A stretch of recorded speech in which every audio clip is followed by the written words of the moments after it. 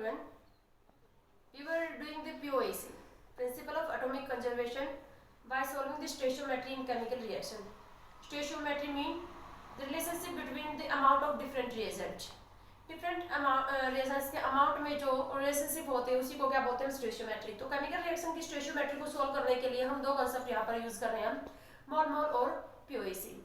मोल mole analysis के लिए हमें ड्रॉबैक क्या है मोल मोल एनालिसिस का, we can it apply only a balanced chemical equation. So we have a need of a balanced chemical equation to apply the mole mole analysis to solve the stoichiometry in chemical reaction. If we unable to balance a chemical equation, if we unable to write a balanced chemical equation, then we solve the stoichiometry of chemical reaction by applying POAC. In last video we have already discussed about what is the mean of POAC and how can we apply the POAC. Now we taking some more example to understand the POAC concept. It is very important to solve the difficult question, a difficult chemical reaction which we are unable to balance. Then we have to solve the stoichiometry in chemical equation by apply the POAC. So let me take some more example of POAC. We have write one question here. 4 moles of P4 react with 14 moles of O2 to form P4O6 and P4O10. Calculate the moles of P4O6 and P4O10 form. P4 is the formula of phosphorus. Phosphorus non-metal element exists in tetraatomic form. The one atom of phosphorus element not exist independently. So 4 atoms of phosphorus element combine to form tetraatomic molecule. So P4 is the elemental form of phosphorus. It react with oxygen to form 2 type of oxide. Phosphorus element react with oxygen to form 2 type of oxide, phosphorus pentaoxide and phosphorus trioxide, P2O5 and P2O6. But phosphorus pentaoxide, 2 molecule of phosphorus pentaoxide combine to form P4O10. A single molecule of P2O5 does not exist, so 2 molecule of P2O5 to form phosphorus pentaoxide. P2O5 we can also read is phosphorus pentaoxide because P4O10 is the dimeric form of P2O5. P2O5 का single molecule nature में exist नहीं करता, 2 molecule मिलकर क्या बना लेंगे P4O10, but इसको हम रीड फॉस्फोरस पेंटाऑक्साइड ही करेंगे। In the same way P2O3, the 2 molecule of P2O3 dimerize to form P4O6. P2O3 के भी 2 मॉलिक्यूल आपस में जुड़कर क्या बना लेते हैं P4O6. So we can read the P4O6 phosphorus trioxide. Phosphorus trioxide and phosphorus pentaoxide. Why? Their molecule are dimerized to form phosphorus pentaoxide and trioxide. We will discuss it later, the reason of their dimerization in 12th standard. And now it is clear, the phosphorus react with oxygen to form 2 type of oxide, phosphorus pentaoxide and phosphorus trioxide. P4O6 phosphorus trioxide and P4O10 phosphorus pentaoxide. Phosphorus oxygen के साथ react करके ये 2 तरह के oxide बनाएगा। अब हमें question में क्या दिया गया है कि 4 moles of P4 and 14 moles of O2, इसके 4 मोल दिए गए हैं और इसके हमें 14 मोल दिए गए हैं। तो हमें पूछ लिया गया है कि P4O6 के कितने मोल बनेंगे और P4O10 फॉस्फोरस ट्राइऑक्साइड और फॉस्फोरस पेंटाऑक्साइड के मोल हमसे पूछ लिए गए। अगर हम इस प्रॉब्लम को मोल मोल एनालिसिस से सोल्व करना चाहें तो सबसे पहले हमें क्या करना पड़ेगा, केमिकल इक्वेशन को बैलेंस करना पड़ेगा। तो हम इस केमिकल इक्वेशन को बैलेंस करते हैं सबसे पहले मोल मोल एनालिसिस से सोल्व करने के लिए। अब इसको मैं बैलेंस कर रही हूँ। बैलेंस करने के लिए देखो, अब जैसे मैंने इसको बैलेंस करने के लिए यहाँ लगा दिया 3, ये 12 फॉस्फोरस एटम हो गए, इधर मैंने लगा दिया 2, 8 और 4 12 हो गए, फॉस्फोरस बैलेंस हो गए। अब ऑक्सीजन को बैलेंस कर लेते हैं हम। फॉस्फोरस यहाँ पर 8 और 4 12 और 12 इधर है, बैलेंस हो गई। इधर है 10 oxygen atom and 22 oxygen atom है, तो इधर 22 करने के लिए मैंने लगा दिया 11। ये इक्वेशन बैलेंस हो गई।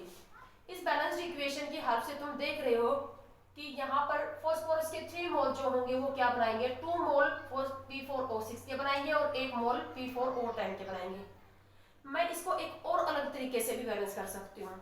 हम इसको ऐसे भी तो बैलेंस कर सकते हैं, 3P4 plus O2 to form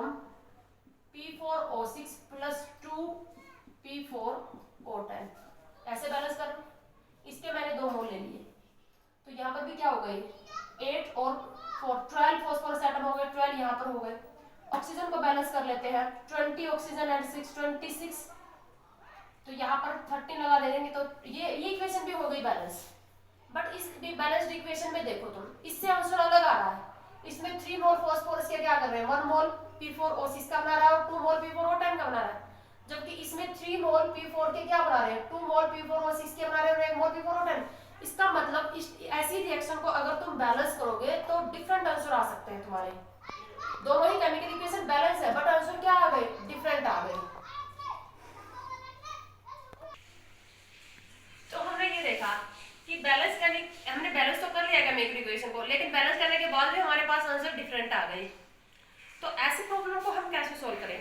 हम इसको भी कर सकते हैं वैसे तो बैलेंस करके, बट अगर तुम इसको मोल एनालिसिस में सोल्व करना चाहो बैलेंस करके, तो फिर मैं तुम्हें ये कहूंगी कि इनको हम एक बार में सिर्फ हम P4O6 प्रोडक्ट लिख के इसको बैलेंस करें और एक बार P4O10, या तो इस तरीके से करो, सेपरेट 2 इक्वेशन बनाओ और उनको सेपरेट बैलेंस करके इसके ऊपर मोल एनालिसिस अप्लाई करके इस प्रॉब्लम को सोल्व करो। इस तरीके से बैलेंस करोगे तो एक से ज्यादा ऑप्शन जो होंगे वो तुम्हारे पॉसिबल हो सकते हैं। या तो POAC से करो, बैलेंस नहीं करनी पड़ेगी, या अगर तुम इसको बैलेंस ही करना चाहते हो, मोल एनालिसिस से सोल्व करना चाहते हो, तो फिर क्या करोगे, 2 सेपरेट इक्वेशन बनाओ। एक बार फॉस्फोरस ऑक्सीजन के साथ रिएक्ट करेगा तो P4O10 बनाएगा, उसको बैलेंस करके मोल एनालिसिस लगा दो। फिर एक बार फॉस्फोरस ऑक्सीजन के साथ रिएक्शन करके P4O6 बनाएगा, उस पे उसको बैलेंस करके मोल एनालिसिस लगा दो, फिर वैसे सोल्व करो। तो अभी मैं आपको बताऊंगी इस क्वेश्चन को दोनों तरीके से कैसे हम बैलेंस करके मोल एनालिसिस लगाएंगे और POAC से। तो पहले हम कर लेते हैं मोल एनालिसिस वाला मेथड। तो मोल एनालिसिस के लिए अब क्या करेंगे, हम 2 इक्वेशन बनाएंगे, P4 प्लस O2 से P2O6 बना लेंगे हम। इसको हम बैलेंस कर लेते हैं। बैलेंस करने के लिए हमारे पास क्या हो जाएगा, ये हो जाएगा P4O6 हो जाएगा, क्योंकि P2O3 की ही डायरेक्ट फॉर्म है P4O6। तो यहाँ पर फॉस्फोरस ऑलरेडी बैलेंस है, यहाँ पर ऑक्सीजन 3 लगा दी, तो ये हो गया हमारे पास एक बैलेंस इक्वेशन। यहाँ पर तुम स्टोइचोमेट्रिक कोएफिशिएंट का रेशियो देख रहे हो 1:1 का है। इसका मतलब अगर इसका 1 मोल रिएक्ट करेगा तो इसका 1 मोल फॉस्फोरस का 1 मोल ऑक्सीजन के 3 मोल के साथ रिएक्ट करके P4O6 का 1 मोल बनाएगा। अगर इसका x मोल रिएक्ट करेगा तो इसके कितने मोल रिएक्ट करेंगे, 3x, और इसका कितना बनेगा x मोल। तो सपोज करो इसके x मोल रिएक्ट कर रहे हैं, तो इसके मोल कितने रिएक्ट करेंगे, 3x, और इसका कितना बनेगा x मोल, हमें यही निकालना है। अब हम दूसरी इक्वेशन को बैलेंस कर लेते हैं। P4 प्लस O2 से क्या बनेगा, P4O10। इसको भी हम बैलेंस कर लेते हैं, फॉस्फोरस ऑलरेडी बैलेंस है, ऑक्सीजन को बैलेंस कर लेते हैं, 5 लगा देंगे। अगर इसका 1 मोल रिएक्ट कर रहा है तो इसके 5 मोल रिएक्ट करेंगे, इसका 1 मोल बनेगा। बैलेंस करने के इक्वेशन से हमें पता चल रहा है स्टोइचोमेट्रिक कोएफिशिएंट का रेशियो। तो इसके सपोज करो y मोल रिएक्ट कर रहे हैं, इसके y रिएक्ट करेंगे तो इसके क्या करेंगे, 5y, इसका कितना बनेगा y। तो हमें यही निकालना है, यानी कि P4O6 के मोल हमने जो माने वो क्या मान लिए, x मोल, और P4O10 के मोल क्या मान लिए हमने, y। तो x और y की वैल्यू ही चाहिए हमें, moles of P4O10 and P4O6। तो अब हम क्या करेंगे, इसके ऊपर मोल एनालिसिस लगा देते हैं। अब हमारे पास क्या होगा, टोटल P4 जो रिएक्ट कर रहा है वो x और y रिएक्ट कर रहा है ना, फॉस्फोरस, टोटल फॉस्फोरस जो रिएक्ट कर रहा है उसके कितने मोल रिएक्ट कर रहे हैं, x और y। तो x और y मोल रिएक्ट कर रहे हैं, तो x प्लस y, और कितने मोल दे रखे हैं ये 4, तो x प्लस y की वैल्यू क्या आ गई 4। टोटल फॉस्फोरस कितना रिएक्ट कर रहा है, x इसमें और y इसमें, तो x प्लस y, और कितने मोल दे रखे हैं 4। ये इक्वेशन आ गई फर्स्ट। ऑक्सीजन 3x यहाँ रिएक्ट कर रहा है और 5y यहाँ रिएक्ट कर रहा है, तो ऑक्सीजन के टोटल मोल जो रिएक्ट कर रहे हैं वो 3x प्लस 5y रिएक्ट कर रहे हैं, और ये टोटल मोल हमें कितने दे रखे हैं 14। ये इक्वेशन क्या आ गई हमारी सेकंड। 2 इक्वेशन 2 अननोन सोल्व कर सकते हैं हम। तो इसको हम जब सोल्व करेंगे तो हमारे पास क्या आ जाएगा आंसर, इसको सोल्व करके आप इसका आंसर निकाल सकते हो, x और y की वैल्यू निकाल सकते हो। x इक्वल टू क्या हो जाएगा 4 माइनस y, यहाँ से ये वैल्यू आप इसमें पुट कर दोगे तो क्या हो जाएगा, ये 3 4 minus y plus 5y is equal to क्या आ जाएगा 14। ये क्या आ जाएगा हमारे पास 12 minus 3y plus 5y is equal to 14। यह आ जाएगा 12 प्लस 2y टू क्या हो जाएगा 2, y इज इक्वल टू क्या आ जाएगा 1। y की वैल्यू 1 आ गई, y की वैल्यू 1 आ गई तो इसमें पुट कर दो x plus y is equal to 4, तो x इज इक्वल टू क्या आ जाएगा 3। x हमने किसके मोल माने थे P4O6 के, तो इसके मोल कितने बनेंगे 3, और y क्या हमने क्या माना था P4O10, तो इसके मोल कितने बनेंगे 1। अगर आप इसको बैलेंसिंग से करना चाहते हो तो मैंने क्या बताया आपको, एक साथ नहीं लिखेंगे, सेपरेट दो इक्वेशन बना के उसको सेपरेट बैलेंस करेंगे, फिर मोल का मोल के साथ रिलेशनशिप लगाएंगे, डिफरेंट रिएक्टेंट और प्रोडक्ट के मोल का मोल के साथ रिलेशनशिप लगा दिया, इसके x मोल रिएक्ट करेंगे तो इसके 3x और इसके कितने बनेंगे x। इसी तरह से दूसरी इक्वेशन बनाई, इसमें P4 के y मोल रिएक्ट करेंगे तो इसके 5y और इसके कितने बनेंगे y। टोटल फास्फोरस के मोल कितने हो गए, x यहाँ हो गए y यहाँ, तो x प्लस y और कितने दिए थे 4, इक्वेशन आ गई 1। टोटल ऑक्सीजन के मोल 3x यहाँ और 5y यहाँ, तो 3x प्लस 5y और कितने दे रखे थे 14, दो इक्वेशन आ गई। दो इक्वेशन दो अननोन से हमने सोल्व कर लिया, तो ये मोल मोल एनालिसिस से सोल्व किया है। नेक्स्ट हम पीओएसी से कैसे सोल्व करें इस कांसेप्ट को, पीओएसी लगा के कैसे सोल्व करेंगे। नेक्स्ट हम इसको पीओएसी से सोल्व करेंगे। P4 प्लस O2 से क्या बन रहा है P4O6 प्लस P4O10। दो ही टाइप के एलिमेंट है फास्फोरस और ऑक्सीजन, दोनों के ऊपर पीओएसी लगा देते हैं। पहले पीओएसी फास्फोरस पे लगा लेते हैं, फास्फोरस पे।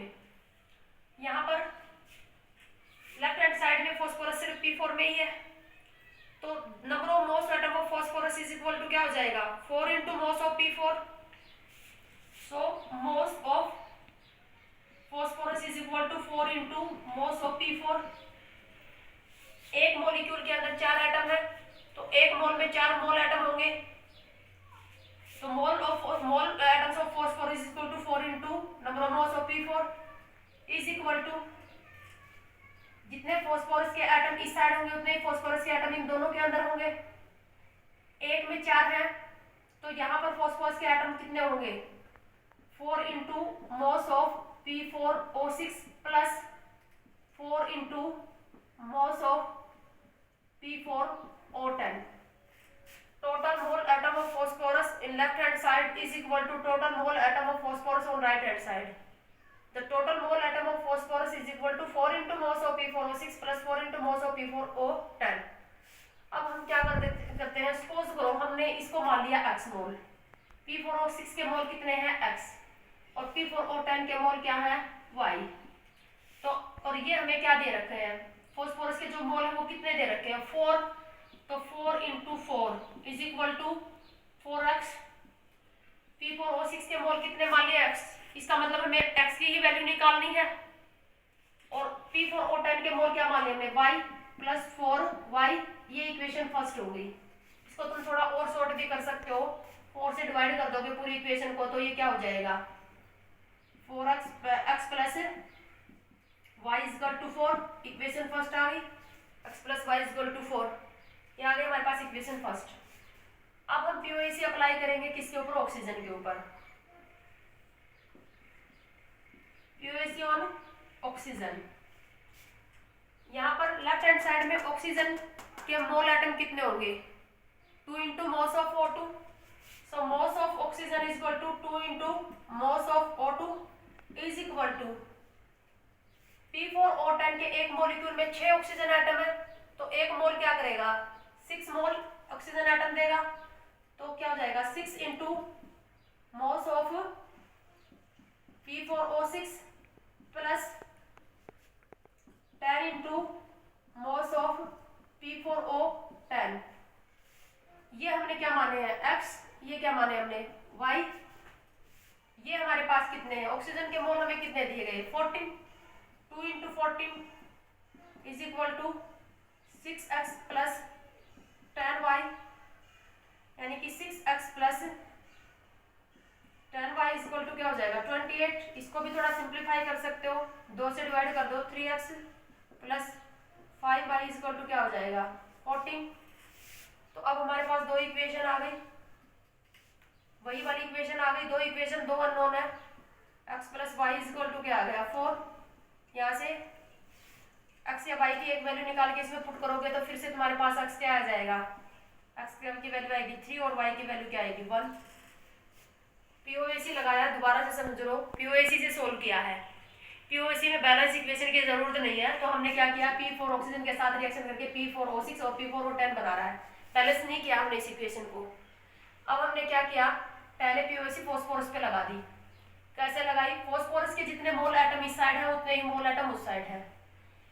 P4 के एक मॉलिक्यूल में 4 फॉस्फोरस के एटम आपको दिखाई दे रहे हैं। एक मोल 4 मोल एटम देगा, एक मॉलिक्यूल 4 एटम दे रहा है, तो एक मोल क्या करेगा, 4 मोल एटम देगा।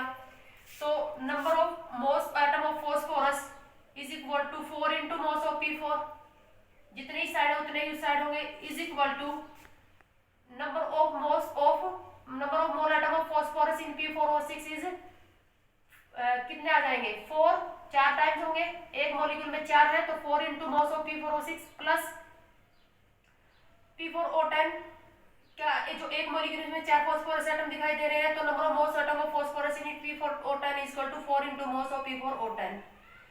P4O6 को x मान लिया और P4O10 को क्या मान लिया y, तो ये आ गया 4x plus 4y is equal to 16 या x plus y is equal to 4, ये इक्वेशन फर्स्ट आ गई। Then we apply the POAC on oxygen, oxygen के ऊपर POAC अप्लाई कर दी। अब लेफ्ट हैंड साइड में ऑक्सीजन गैस में ही है और ऑक्सीजन के एक मॉलिक्यूल में 2 ऑक्सीजन एटम है, तो एक मोल ऑक्सीजन जो होगा वो 2 मोल ऑक्सीजन एटम देगा, तो number of mole of oxygen atom is equal to 2 into moles of O2, जितने यहाँ इतने ही साइड है, इज इक्वल टू, अब हमारे पास जो P4O6 है वो एक मोल क्या करेगा, 6 मोल देगा, तो 6 into moles of P4O6 plus P4O10 का एक मोल क्या करेगा, 10 देगा, 10 मोल ऑक्सीजन एटम देगा, तो 10 into moles of P4O10 equal कर दिया। इसको हमने x मान लिया और इसको y मान लिया, तो ये 6x plus 10y is equal to क्या आ गया 28, सिंप्लीफाई कर लिया, 3x plus 5y is equal to 14। दो इक्वेशन थी, दो अननोन थे, इसी तरह से x और y की हमने वैल्यू निकाल ली। तो ये दोनों कॉन्सेप्ट से हमने क्या किया, POAC और मोल एनालिसिस से इस प्रॉब्लम को सोल्व किया। एक इसी टाइप की और प्रॉब्लम हम लेते हैं। अब नेक्स्ट इसी टाइप का एक और क्वेश्चन हम सोल्व कर लेते हैं। क्या है हमारे पास 3 moles of I2 and 8 moles of Cl2 react to form how many moles of ICl and ICl3। बिल्कुल पहले वाला ही है, सेम क्वेश्चन है, दो प्रोडक्ट सेम बन रहे हैं, एक तो आयोडीन और chlorine, iodine gas and chlorine gas आपस में कंबाइन कर रहे हैं, तो एक तो ICl बन रहा है, एक ICl3 बन रहा है। दो टाइप के इंटर हेलोजन कंपाउंड है, ये हेलोजन है आयोडीन और क्लोरीन दोनों रिएक्ट करके क्या कर रहे हैं, दो टाइप के इंटर हेलोजन कंपाउंड बना रहे हैं। तो हमें पता लगाना है कि ICl के मोल कितने बनेंगे और ICl3 के मोल कितने बनेंगे। बिल्कुल पहले वाले जैसी ये प्रॉब्लम है। अगर इसको तुम इक्वली दोनों को एक साथ लेके बैलेंस करोगे पूरी इक्वेशन को, तो एक से ज्यादा आंसर आएंगे तुम्हारे। तो मैंने बताया था अगर तुम इसको मोल एनालिसिस से सोल्व करना चाहो तो सेपरेट बैलेंस करो, दो इक्वेशन बना के। एक बार आयोडीन और क्लोरीन रिएक्ट करके क्या बनाएगा ICl, उसको बैलेंस करो, उस पर मोल लगाओ। फिर एक दूसरी बार आयोडीन और क्लोरीन रिएक्ट करके ICl3 बनेगा, उसको बैलेंस करके उस पर मोल एनालिसिस लगाओ, या फिर हम POAC से। तो दोनों कॉन्सेप्ट यहाँ पर भी ले लेते हैं। पहले हम बैलेंसिंग वाला कॉन्सेप्ट ले लेते हैं, मोल वाला। फर्स्ट बैलेंसिंग, तो बैलेंसिंग के लिए हम 2 इक्वेशन बनाएंगे, I2 प्लस Cl2, आयोडीन और क्लोरीन रिएक्ट करके क्या बना रहा ICl, इसको हम बैलेंस कर लेते हैं। तो बैलेंस कर लेंगे तो आगे 2 लगा देती हूँ मैं, बैलेंस हो जाएगी, ये बैलेंस हो गई। अब बैलेंस में क्या कर रहे हैं, स्टोइचियोमेट्रिक कोएफिशिएंट का रेशियो 1 1 2 का है, इसका एक मोल इसके एक मोल के साथ रिएक्ट करेगा, इसके 2 मोल बनेंगे, तो इसका x मोल रिएक्ट करेगा तो इसका भी रिएक्ट करेगा x मोल, और इसके क्या बनेंगे 2x मोल बनेंगे। इसी तरह से अब हम क्या करेंगे, दूसरा इक्वेशन लिख लेते हैं, second equation. I2 plus Cl2 से क्या बना रहा है ICl3 बन रहा है, इसको बैलेंस कर लेते हैं। यहाँ पर लगा दूंगी मैं 2, आयोडीन बैलेंस हो गए, यहाँ पर लगा दिया मैंने 3, एक बार दोबारा से लिख लेते हैं। I2 प्लस Cl2 से क्या बन रहा है ICl3, बैलेंस करने के लिए आगे लगा दिया मैंने 2, आयोडीन हो गए बैलेंस, इधर लगा दिया 3। अब यहाँ पर स्टोइचियोमेट्रिक कोएफिशिएंट का रेशियो 1 3 2 का है, इसका 1 मोल इसके 3 मोल के साथ रिएक्ट करेगा, इसके 2 मोल बनेंगे। तो अगर इसका y मोल रिएक्ट करेगा तो इसके कितने रिएक्ट करेंगे 3y, और इसके कितने बनेंगे 2y। यहाँ पर हमने ICl के मोल कितने माने 2x, तो हमें यही वैल्यू निकालनी है, 2x की वैल्यू निकालनी है। यहाँ पर ICl3 के मोल कितने माने हमने 2y, तो हमें किसकी वैल्यू निकालनी है 2y। ध्यान रहे x और y की वैल्यू नहीं है, ICl के मोल 2x है तो 2x निकालना है हमें, ICl3 के मोल है 2y, तो 2y निकालने हमें। अब हमने क्या किया, दो सेपरेट इक्वेशन बनाए, इनको बैलेंस किया। अब इसके ऊपर क्या करेंगे, आयोडीन के टोटल मोल x और y, आयोडीन के जो टोटल मोल रिएक्ट कर रहे हैं वो x और y, और x प्लस y की वैल्यू कितने आ जाएगी, कितने दिए गए हैं ये हमें, आयोडीन के 3 mole is equal to 3, equation होगी first, x plus y is equal to 3, and chlorine के x मोल इधर रिएक्ट कर रहे हो, 3y इधर रिएक्ट कर रहे हैं, तो टोटल क्लोरीन के जो मोल रिएक्ट कर रहे हैं x प्लस 3y, और टोटल कितने दिए गए हैं ये में 8, ये इक्वेशन होगी 2। तो इस तरह से हमने दो इक्वेशन बना ली, दो अननोन है, x और y की वैल्यू सोल्व करके यहाँ पर पुट कर देंगे, वो हमारे पास क्या आ जाएगा, आंसर आ जाएगा।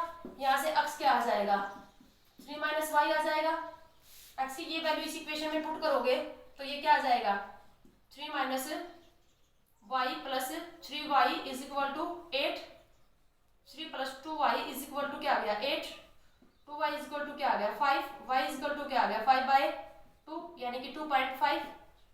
तो y की वैल्यू 2.5 आ गई, लेकिन हमने जो y जो ICl3 के जो मोल जो मान रखे हैं वो 2y मान रखे हैं, तो y इसका आंसर नहीं है, इसका आंसर तो है 2y।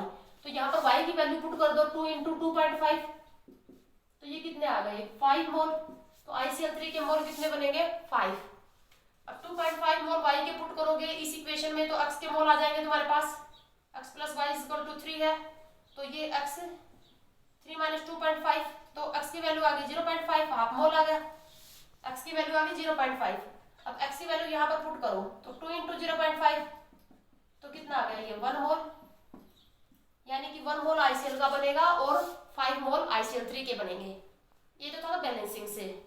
अब इसी को सोल्व करेंगे हम POAC से। POAC हम क्लोरीन और आयोडीन दोनों पे अप्लाई कर देंगे बाय POAC। POAC में हमें बैलेंस इक्वेशन की जरूरत नहीं है, तो हम इक्वेशन लिख लेते हैं अनबैलेंस्ड, I2 प्लस Cl2 से क्या बन रहा है ICl plus ICl3, unbalanced equation हमने लिख ली। अब इसमें आयोडीन पे लगा देते हैं पहले POAC, first POAC on iodine, iodine के यहाँ पर मोल क्या हो जाएंगे, mole of iodine is equal to 2 into mole of I2, जितने इस साइड है उतने ही राइट हैंड साइड में आ जाएंगे। आयोडीन के इसमें मोल कितने हो जाएंगे 1 into mole of ICl plus 1 into mole of ICl3, एक मॉलिक्यूल में एक आयोडीन है तो एक मोल में एक होगा, एक में एक है तो एक में क्या होगा एक होगा, जितने आयोडीन के एटम इस साइड होंगे मोल एटम उतने ही इस साइड होंगे। तो अब हमने ICl के मोल को मान लिया x और इसको हमने मान लिया y, तो हमारे पास क्या आ जाएगा, और आयोडीन के जो मोल है वो हमें कितने दिए गए हैं 3 मोल दिए गए हैं आयोडीन के, यहाँ 3 पुट कर दे, 2 into 3 is equal to x plus y, यानी कि x plus y is equal to क्या आ गया 6, इक्वेशन हो गई first. Now we apply the POAC on chlorine, POAC on chlorine, chlorine पे अप्लाई कर देते हैं। क्लोरीन पे अप्लाई करेंगे तो mole of chlorine is equal to क्या हो जाएगा 2 इंटू मोल ऑफ Cl2, एक में 2 क्लोरीन एटम है, इज इक्वल टू क्या हो जाएगा ICl में 1 into mole of ICl plus 3 into mole of ICl3, क्योंकि एक मॉलिक्यूल में 3 क्लोरीन एटम है तो n मोल होंगे वो 3 टाइम्स रखेंगे क्लोरीन एटम, इक्वल कर दिया। इसको हमने क्या मान रहा है x और इसको हमने क्या मान रखा y, इक्वेशन क्या आ गई x plus 3y is equal to, chlorine के मोल कितने दे रखे हमें 8, 2 into 8 is equal to x plus 3y, यानी कि x plus 3y is equal to क्या हो जाएगा 16, इक्वेशन क्या आ गई सेकंड। दो इक्वेशन दो अननोन आ गए, x plus y is equal to क्या आ जाएगा 6, सोल्व कर लेते हैं। x की वैल्यू यहां से क्या आ जाएगी 6 माइनस वाई आ जाएगी, x यहाँ पर क्या आ जाएगा 6 माइनस वाई, ये इसके अंदर पुट कर दो सेकंड इक्वेशन में, x की ये वैल्यू 6 माइनस वाई इसमें पुट कर दें, तो 6 minus y plus 3y is equal to 16, 6 plus 2y is equal to क्या हो जाएगा 16, 2y इज इक्वल टू क्या हो जाएगा 10, y इज इक्वल टू क्या आ जाएगा 5, y इज इक्वल टू 5। अब की बार ध्यान रहे y हमने किसको मान रखा है ICl3 के मोल को मान रखा है, यहाँ से देख लो या यहाँ से ICl3 के मोल हमने क्या मान रखे y, तो y की वैल्यू क्या आ गई 5, ICl3 के मोल कितने आ गए 5। अब y की ये वैल्यू हम x प्लस वाई वाली इक्वेशन में पुट कर देते हैं, x plus y is equal to क्या आया था हमारे पास 6 आया था, x plus y is equal to क्या है 6, तो y की वैल्यू 5 पुट करो तो x की वैल्यू कितनी आ जाएगी 1। x किसको मान रखा है हमने, ICL के मोल को x मान रखा है, तो ICL के मोल कितने बनेंगे 1 और ICL3 के मोल कितने बनेंगे 5, तो ये POAC से हमारा रिजल्ट आ गया। तो ये हमने दोनों टाइप के कंसेप्ट लगाए हैं, POAC और मोल मोल एनालिसिस, दोनों ही बहुत ही स्टैंडर्ड के कंसेप्ट है। किसी भी डिफिकल्ट से डिफिकल्ट केमिकल इक्वेशन को हम इससे सोल्व कर सकते हैं स्टोइचियोमेट्री को।